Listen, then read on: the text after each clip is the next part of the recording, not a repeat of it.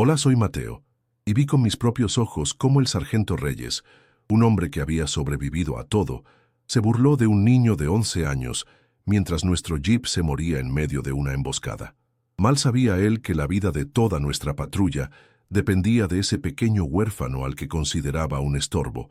Fue un momento que se me quedó grabado, esa mezcla de arrogancia y desesperación en la cara de un líder que se creía sin opciones. ¿Alguna vez te has sentido completamente invisible, justo en el momento en que sabías que tenías la única respuesta que importaba? Antes de contarte cómo ese niño, Leo, usó una simple navaja para devolverle la vida al motor de ese jeep, déjame un comentario diciendo desde dónde nos estás viendo y suscríbete al canal. Créeme, no querrás perderte la cara que puso el sargento cuando el motor volvió a rugir. El escenario era una trampa perfecta, un paso de montaña tan estrecho que casi podías tocar las paredes de roca a ambos lados. El polvo lo cubría todo, y el sol pegaba con una fuerza brutal, haciendo que el metal del jeep quemara al tacto. Más arriba, en las cornisas, sabíamos que estaban ellos, los francotiradores. No los veíamos, pero los sentíamos. Cada cierto tiempo, el silbido de una bala que impactaba a metros de nosotros nos recordaba que salir del vehículo era una sentencia de muerte. Y en medio de ese infierno, nuestro único medio de escape, el jeep, estaba completamente mudo. El silencio del motor era más aterrador que los disparos, porque significaba que estábamos atrapados, esperando a que se cansaran de jugar con nosotros y decidieran acabar el trabajo. La esperanza se había ido con el último intento fallido de arrancar el motor. El sargento Reyes, un hombre cuya piel parecía cuero curtido por años de combate, había intentado de todo. Junto al cabo Torres, el más cínico del grupo, pasaron casi una hora con el capó levantado, sudando y maldiciendo en susurros. Revisaron la batería, los cables, las bujías, la línea de combustible, todo lo que el manual de campo decía que debían hacer. Yo solo observaba desde mi puesto, sintiendo cómo el miedo se convertía en una bola fría en el estómago. Finalmente, Reyes dio un portazo al capó con una fuerza que hizo temblar el chasis.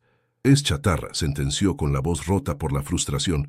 «Esta cosa no va a ningún lado. Se acabó». Esas palabras cayeron sobre nosotros como una losa, confirmando lo que todos temíamos. Estábamos solos y a pie en territorio enemigo. Y ahí estaba Leo, sentado en la parte de atrás hecho un ovillo, sin decir una palabra. Para la mayoría, era solo el huérfano que habíamos recogido en un pueblo arrasado semanas atrás. Una boca más que alimentar, un peso muerto en una situación de vida o muerte. El cabo Torres no se molestaba en ocultar su desprecio. Lo miraba como si fuera un mal presagio, una distracción inútil. Pero yo había visto a Leo de otra manera. No hablaba mucho, pero sus ojos no se perdían un solo detalle. Mientras los soldados maldecían y golpeaban el metal, él simplemente observaba. Estudiaba cada movimiento, cada herramienta, cada intento fallido con una concentración que no era normal para un niño de su edad. Era como si en lugar de ver un motor roto, estuviera leyendo una historia que solo él entendía. Lo que nadie en esa patrulla sabía, excepto yo porque una vez me lo contó en voz baja, era que el padre de Leo había sido el único mecánico en su aldea. No un mecánico militar con manuales y protocolos, sino uno de verdad, de los que arreglan tractores viejos, bombas de agua y cualquier cacharro con motor que le llevaran. Leo había pasado su infancia entre grasa y herramientas, no en una escuela. Su conocimiento no venía de los libros, sino del tacto, del olor a aceite quemado, del sonido de un motor que pide ayuda. Para el sargento Reyes y los demás, era impensable que un niño que había trabajado en maquinaria agrícola pudiera entender la complejidad de un motor militar. Veían a un crío sucio e insignificante, no al heredero de un saber práctico y vital. La decisión final del sargento Reyes llegó como un golpe seco. «De acuerdo, prepárense. Abandonamos el vehículo. Saldremos a pie al anochecer. Intentaremos romper el cerco por el flanco sur». Todos sabíamos lo que eso significaba. Era una misión suicida, una carrera a través de campo abierto con francotiradores que tenían toda la noche para cazarnos uno por uno. El aire se llenó de una tensión insoportable. El sonido de Los hombres revisando sus armas, el clic metálico de los cargadores. Era el sonido de la resignación, de hombres preparándose para morir. Nadie protestó. No había alternativa. El jeep estaba muerto, y con él, nuestra mejor oportunidad de sobrevivir. En ese momento de silencio absoluto, justo cuando la esperanza había desaparecido por completo, una pequeña mano tiró suavemente de la manga del sargento. Era Leo. El sargento ni siquiera se movió al principio, solo bajó la vista hacia la pequeña mano que tiraba de su manga sucia y delgada, casi perdida contra la tela gruesa y desgastada de su uniforme. Fue una interrupción tan pequeña, tan insignificante en medio de la inmensidad de nuestro problema, que pareció casi absurda. El cabo Torres, que estaba a su lado, soltó una risa seca, un sonido áspero y lleno de desprecio. «Sargento, no tenemos tiempo para juegos», dijo, su voz goteando cinismo. «El niño debe estar asustado». Pero no era miedo lo que yo veía en los ojos de Leo. Era otra cosa, algo que ninguno de ellos estaba preparado para entender. Era una certeza tranquila, una convicción que chocaba brutalmente con el pánico silencioso que nos estaba consumiendo a todos. Reyes finalmente se giró, y su rostro era la imagen pura de la derrota. Las líneas de expresión alrededor de sus ojos parecían zanjas cavadas por años de fatiga y decisiones imposibles. Miró a Leo no como a una persona, sino como a un obstáculo más, una complicación final, en un día que ya era un desastre. Su mente no estaba en el niño, estaba en el mapa mental que seguramente trazaba, calculando nuestras escasas probabilidades de sobrevivir a la carrera nocturna a través de territorio enemigo. Para él, la conversación ya había terminado. El jeep era chatarra, y cualquier cosa que no fuera prepararse para morir era una pérdida de tiempo precioso. Su silencio era más pesado que cualquier grito, una condena que parecía incluir al niño en su indiferencia. Fue entonces cuando Leo, sin soltar la manga, levantó su otra mano y señaló con un dedo tembloroso hacia el capó cerrado del jeep. No dijo una palabra. El gesto era suficiente, y fue suficiente para que la paciencia del cabo Torres finalmente se rompiera. ¿Y ahora qué? El niño fantasma nos va a decir dónde está el problema, se burló en voz alta, asegurándose de que el resto de la patrulla lo escuchara. Quizás, si le damos un caramelo, use su magia para arreglarlo. Sentí que la sangre me hervía. La humillación era tan palpable que podía saborearla, amarga como la pólvora en el aire. Los otros soldados bajaron la mirada, incómodos, pero nadie dijo nada. Nadie defendió al niño. En ese momento, Leo estaba completamente solo, rodeado de hombres armados que lo veían como un chiste. Pero Leo no se inmutó. No lloró ni retrocedió. Simplemente mantuvo su dedo apuntando, sus ojos fijos en el sargento con una intensidad que era casi incómoda. Era una mirada que no pedía, sino que afirmaba. Había una sabiduría en esos ojos que superaba con creces sus 11 años. Una comprensión que iba más allá de los manuales y el entrenamiento militar.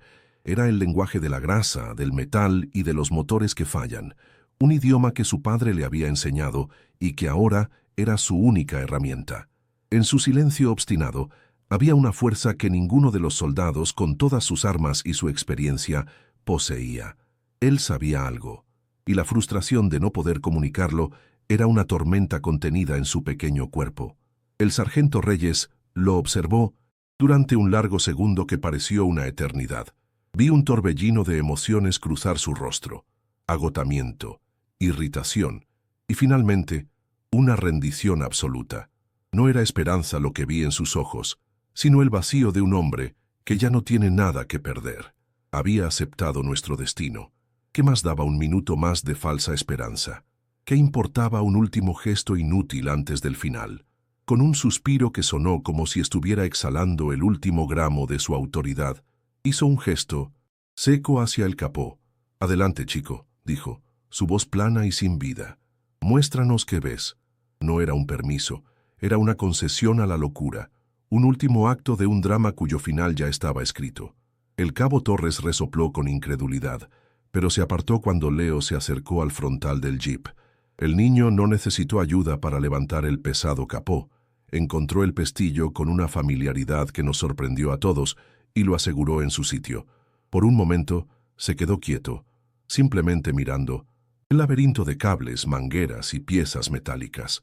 No lo miraba como nosotros, como un caos incomprensible.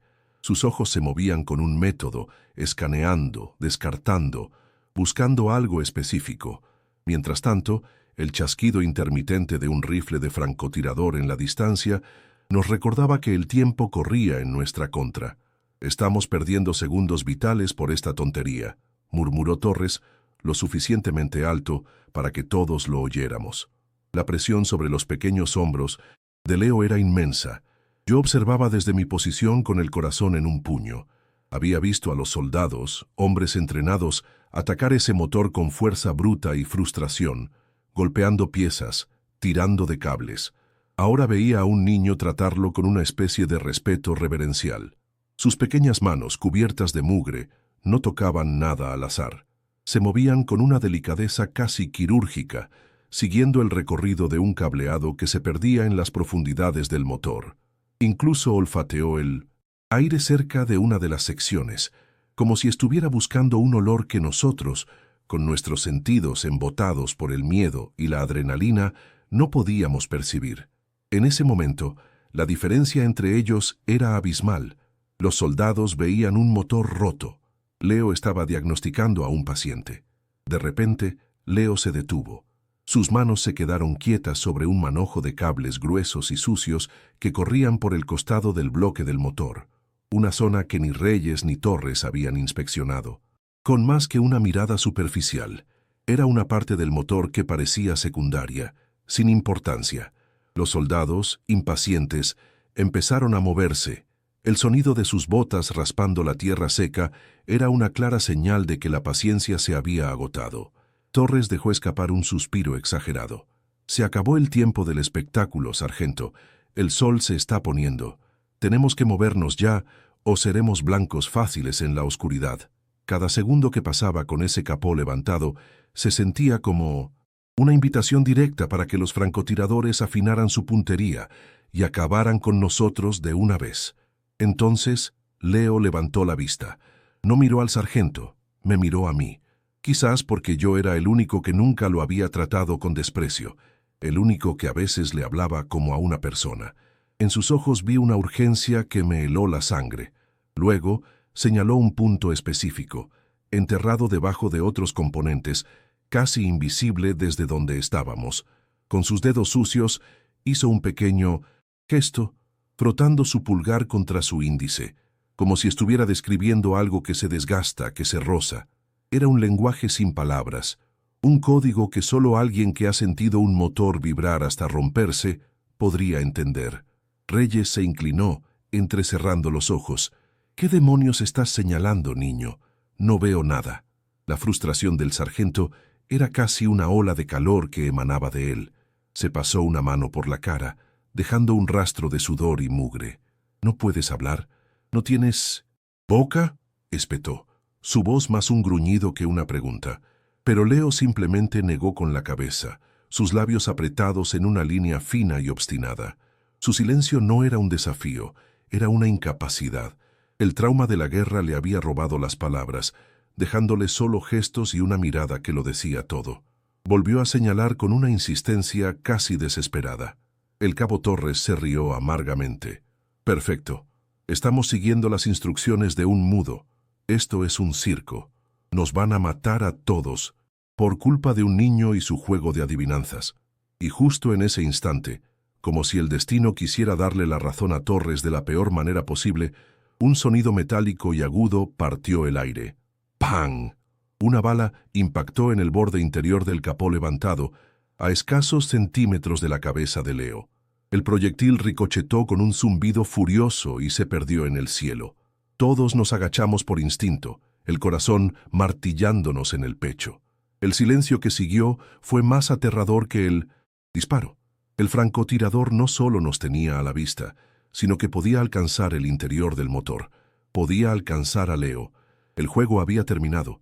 La advertencia había sido clara. El próximo disparo no sería para asustar.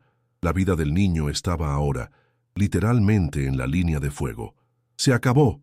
¡Abajo!, gritó el sargento Reyes, moviéndose para agarrar a Leo y arrastrarlo lejos del peligro. Su rostro se había convertido en una máscara de furia y pánico.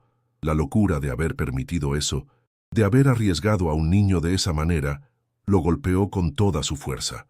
Pero Leo se resistió. Se aferró al borde del motor con una fuerza que no parecía posible para su tamaño, negándose a moverse. Sacudió la cabeza con vehemencia, sus ojos desorbitados por el pánico, pero no por el disparo, sino por la idea de que lo apartaran. En un movimiento rápido y torpe, metió la mano en el bolsillo raído de su pantalón y sacó una pequeña navaja, oxidada y con el mango de madera gastado. La abrió y la sostuvo en alto. No era un arma, era una herramienta. Era su voz. La vista de esa navaja lo cambió todo. Ya no era un niño señalando al azar, era un artesano mostrando su instrumento de trabajo. El sargento Reyes se detuvo en seco, su mano todavía en el aire. Miró la navaja, luego los ojos de Leo, y vio algo que trascendía el miedo y el caos, una certeza absoluta.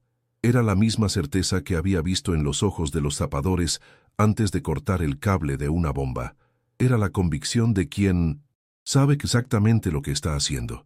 En ese momento, contra toda lógica, contra el instinto de supervivencia que le gritaba que se pusiera a cubierto, Reyes tomó una decisión que sellaría nuestro destino. Me miró a mí y al soldado más cercano.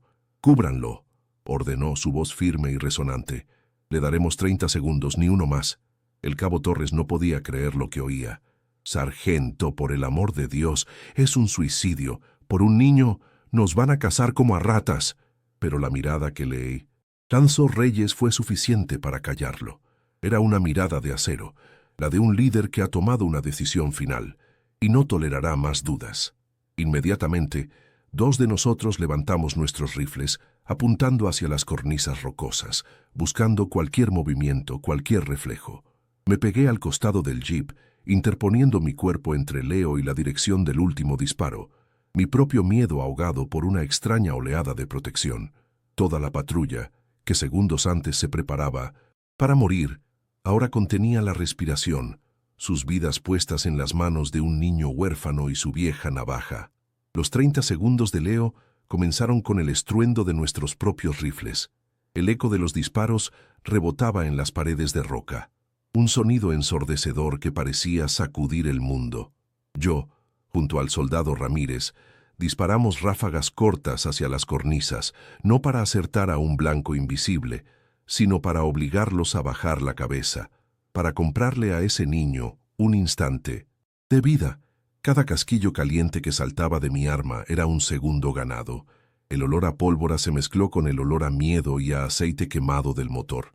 Miraba de reojo a Leo, una pequeña figura agachada bajo el capó, rodeada por el caos de una guerra que no era suya. Estábamos creando un escudo de ruido y plomo para él, una barrera frágil contra una muerte que acechaba a solo unos cientos de metros. En medio de ese infierno sonoro, Leo era un oasis de calma absoluta. Su mundo se había reducido a ese pequeño espacio bajo el capó, a ese cable rebelde y a la punta de su navaja. Sus manos no temblaban. Con una precisión que me dejó sin aliento, usó la hoja para raspar con cuidado el aislante de plástico quemado, revelando el cobre brillante que había debajo. Era un trabajo minucioso, casi artístico. Luego, con la misma delicadeza, cortó la sección dañada, dejando 2 extremos limpios. No había prisa en sus movimientos, solo una concentración total, como si el sonido de las balas y los gritos del sargento contando los segundos. 20 segundos, chico. Fueran solo un ruido de fondo sin importancia. Estaba en su elemento, hablando el único idioma que conocía, el de las máquinas rotas que pedían ser sanadas. Pude ver al cabo Torres desde mi posición. Su rostro era un poema de incredulidad y horror. El cinismo se había evaporado, reemplazado por una especie de fascinación paralizada. Ya no se burlaba. Sus ojos estaban fijos en las manos de Leo, en esa navaja oxidada que se movía con la seguridad de un bisturí de cirujano. Murmuró algo, pero el ruido de los disparos ahogó sus palabras. No importaba. Su lenguaje corporal lo decía todo. Estaba presenciando algo que rompía todas las reglas de su mundo, toda la lógica de su entrenamiento. Un niño, un maldito huérfano, estaba intentando hacer lo que hombres entrenados y armados no habían podido. La jerarquía del campo de batalla se estaba desmoronando frente a sus ojos, y él no sabía cómo reaccionar. Su arrogancia se había hecho añicos. Nuestra respuesta no pasó desapercibida. El enemigo, provocado por nuestros disparos, intensificó su ataque. Ya no eran tiros de advertencia. Las balas comenzaron a impactar más cerca, levantando nubes de polvo a nuestro alrededor y golpeando el chasis del jeep con golpes secos y metálicos que nos hacían estremecer. Clang. El espejo lateral del conductor estalló en 1000 pedazos, rociando de cristales el asiento. 15 segundos, gritó Reyes, su voz teñida de una urgencia desesperada.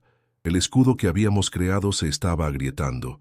Estaban ajustando su puntería, y era solo cuestión de tiempo antes de que una bala encontrara su camino a través de nuestra defensa improvisada. El aire se volvió más denso, más pesado, y cada segundo que pasaba se sentía como una hora robada a la muerte. El sargento Reyes era la imagen de la tensión contenida. Se había agachado junto a la rueda delantera, su propio rifle listo pero sin disparar, su atención completamente dividida entre las cornisas enemigas y el niño bajo el capó. Sus nudillos estaban blancos por la fuerza con la que agarraba su arma. Cada impacto de bala en el jeep era una punzada visible en su rostro. Él había dado la orden. Si Leo moría, la sangre estaría en sus manos. Si fallaba, todos moriríamos.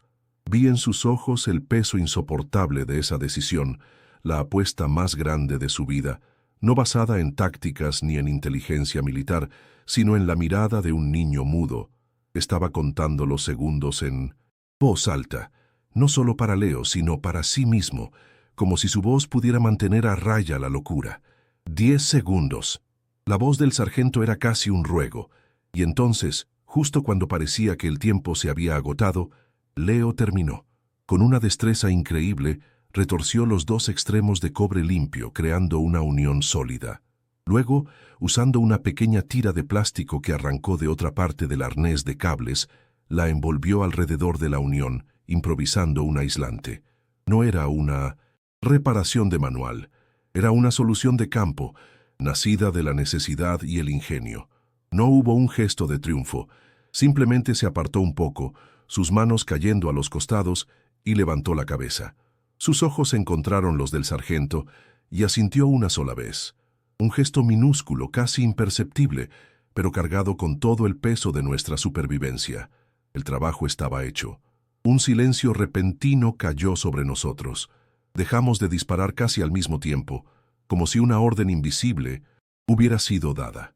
El eco de los últimos disparos se desvaneció, dejando solo el silbido del viento y el latido de nuestros propios corazones en los oídos.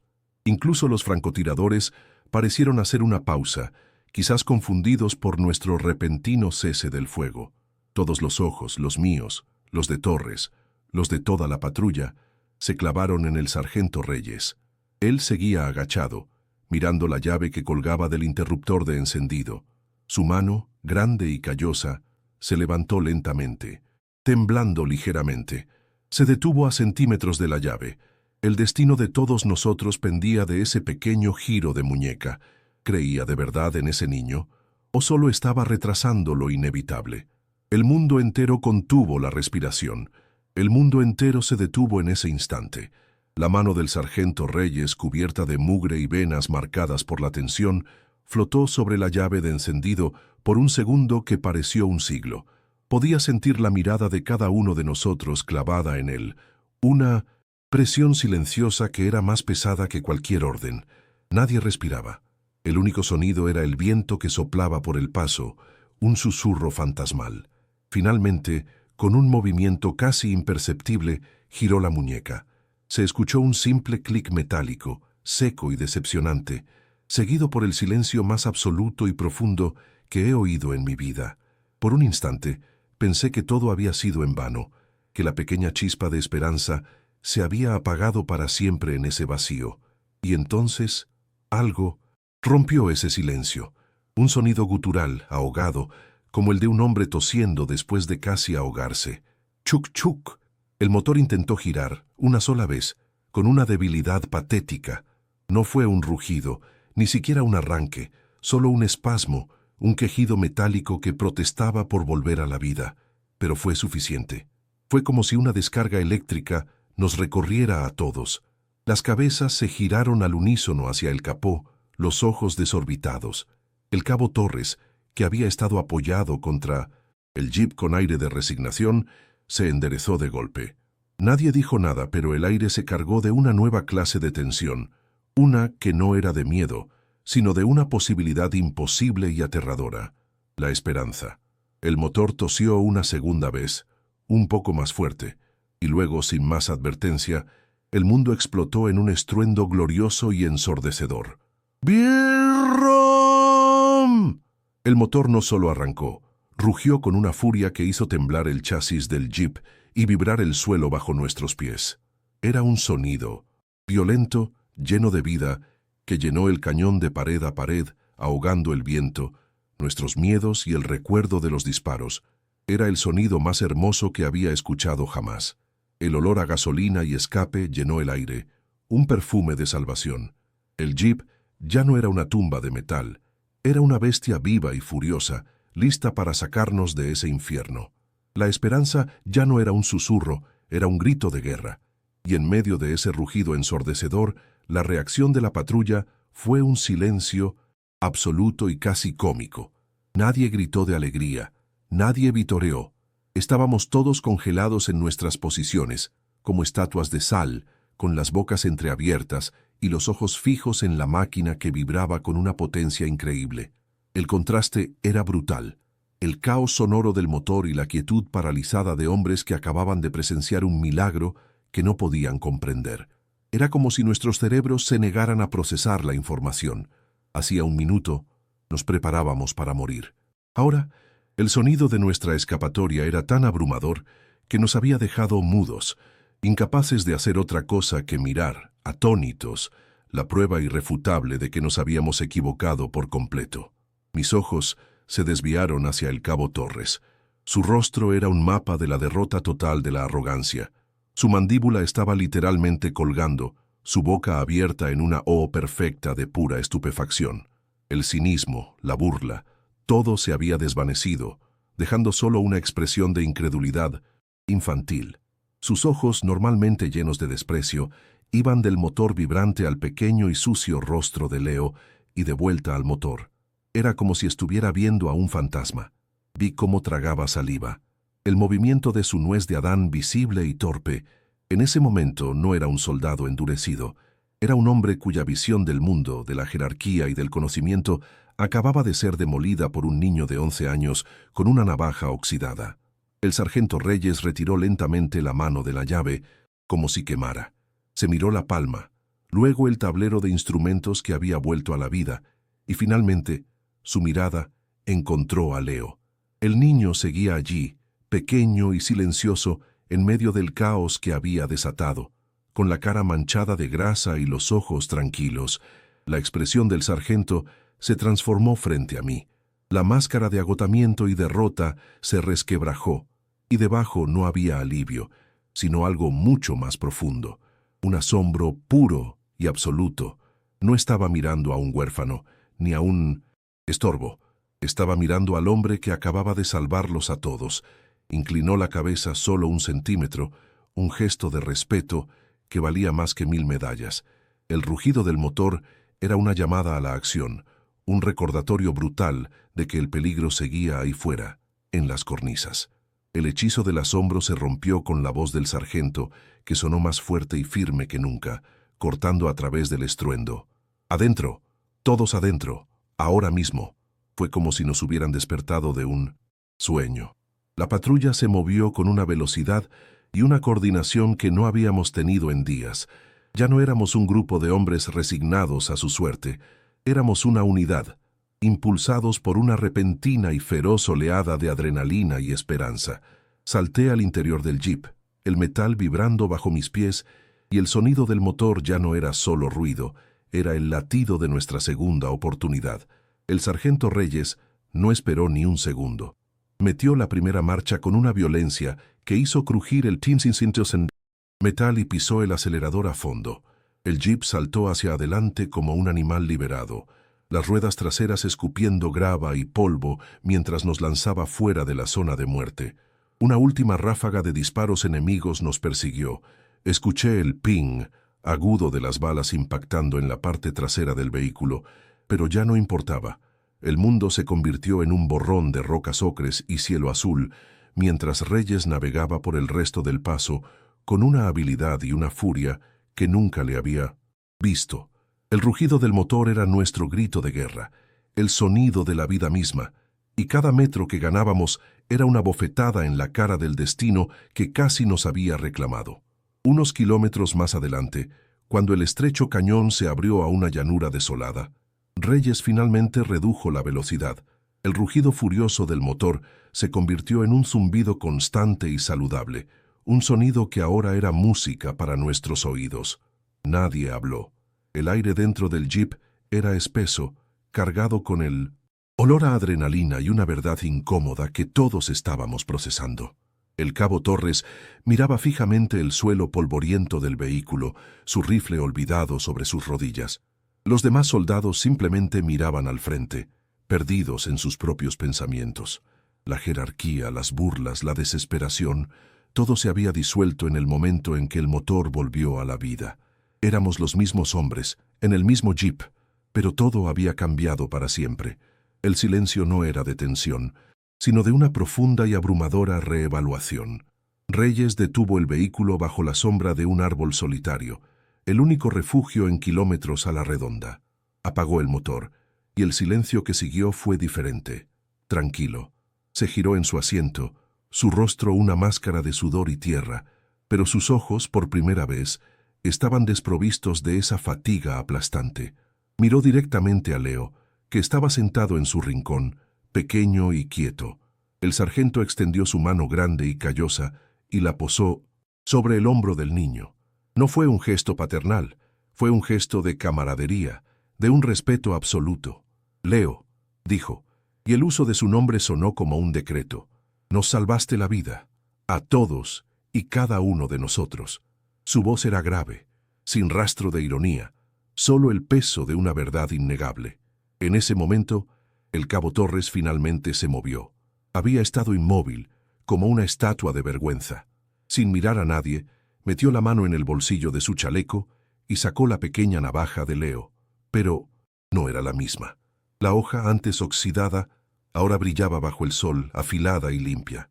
Había quitado la grasa y el óxido, e incluso el mango de madera parecía haber sido pulido. Se la tendió a Leo, sin levantar la vista. «Toma», murmuró, su voz apenas un susurro ronco. «Es tuya». Leo tomó la navaja y la guardó en su bolsillo sin decir una palabra. No hacía falta. El gesto de Torres era una disculpa, una confesión y un tributo, todo en uno. Era la rendición de su arrogancia, devuelta en forma de una hoja afilada y limpia. A partir de ese día, Leo dejó de ser el huérfano. La palabra simplemente desapareció de nuestro vocabulario. Se convirtió en nuestro mecánico, un título no oficial, dicho con una mezcla de orgullo y afecto. Durante el resto de nuestro despliegue, nadie volvió a mirarlo como un estorbo. Los soldados le compartían sus raciones sin que él tuviera que pedirlo. Se aseguraban de que su cantimplora estuviera siempre llena, y a veces simplemente se sentaban a su lado en silencio, como si su sola presencia fuera un recordatorio de que la esperanza podía encontrarse en los lugares más inesperados. Su lugar en la patrulla ya no era en la periferia, como un objeto recogido. Estaba en el centro, como el corazón silencioso que nos había devuelto el pulso cuando ya lo dábamos todo por perdido. No recibió una medalla ni un reconocimiento oficial. Esas cosas no significaban nada en el mundo real en el que vivíamos. Lo que ganó fue algo mucho más valioso: una familia. Una extraña y disfuncional familia de hombres rudos y cansados que lo habrían protegido con sus propias vidas. Leo no solo había reparado un motor, había reparado algo dentro de nosotros. Nos recordó que el valor no siempre viene con un uniforme o un rango, y que a veces la solución a un problema imposible no está en la fuerza, sino en la sabiduría tranquila de alguien que ve potencial donde los demás solo ven chatarra.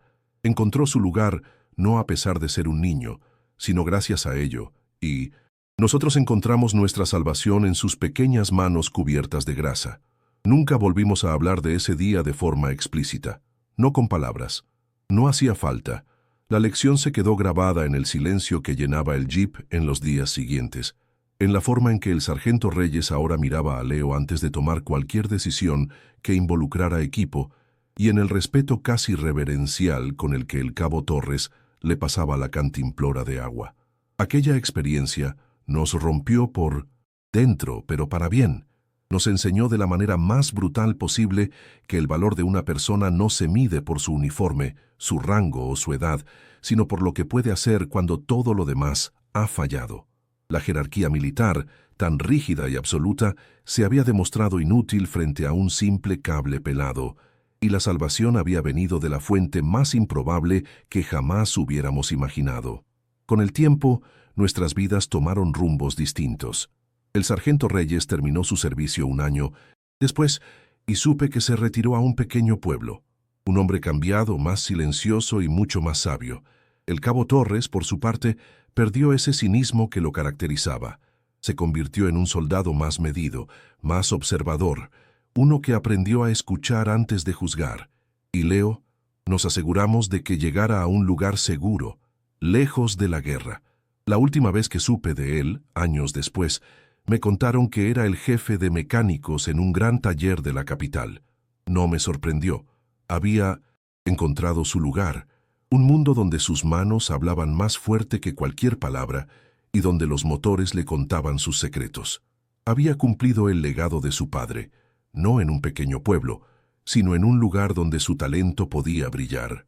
Aquella experiencia en el paso de montaña me enseñó la lección más importante de mi vida. El mundo está lleno de genios silenciosos, de personas con un conocimiento profundo y práctico que son constantemente ignoradas porque no tienen los títulos, la apariencia o la voz que la sociedad espera. Nos enseñan a confiar en los expertos, en los manuales, en los protocolos, pero nos olvidamos de confiar en la intuición y en la sabiduría que nace de la experiencia pura y dura. Ese día aprendimos que un motor no es solo un conjunto de piezas, es un sistema con su propio lenguaje. Y Leo era uno de los pocos que sabía escucharlo. Él nos recordó que la solución a menudo no está en la fuerza, sino en la perspectiva, en mirar el problema de una forma que nadie más ha considerado. Todavía hoy, a veces cierro los ojos y puedo ver esa imagen con una claridad perfecta.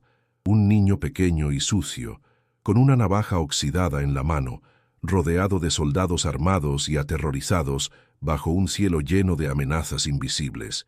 Y en esa imagen, la herramienta más poderosa no eran nuestros rifles, ni la autoridad del sargento, sino esa pequeña hoja de metal en las manos de alguien que sabía exactamente qué hacer con ella. No fue un milagro, fue el resultado de mis años de observación silenciosa, de una pasión heredada, y de una conexión con las máquinas que ninguno de nosotros podría comprender jamás. Ese día no nos salvó un soldado, nos salvó el hijo de un mecánico, y su legado fue nuestra vida. Si conoces a alguien que alguna vez se ha sentido invisible, alguien cuyo talento es constantemente pasado por alto por aquellos que se creen superiores, por favor, comparte este video con esa persona. A veces, todo lo que se necesita es que una historia nos recuerde que el verdadero valor no siempre hace ruido. No olvides suscribirte para escuchar más relatos sobre encontrar nuestro propio camino, incluso cuando el mundo insiste en que estamos equivocados. Gracias por escucharme.